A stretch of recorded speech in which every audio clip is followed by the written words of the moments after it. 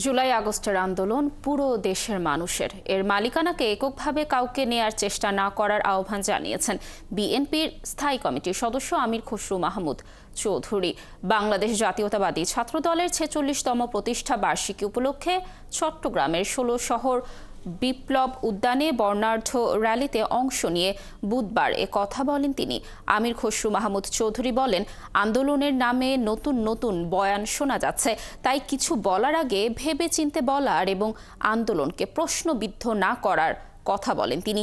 বিএনপির এই নেতা এ সময় ফ্যাসিস্ট সরকার যেন আর ফিরে না আসে, সেজন্য সবাইকে ঐক্যবদ্ধ থাকার আহ্বান জানান।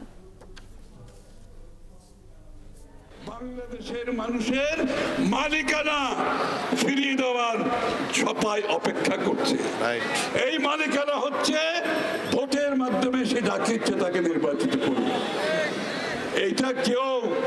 এইটা নিয়ে কেউ খেলাধুলা করলে আবার শেখ হাসিনার পথে যেতে হবে কিন্তু।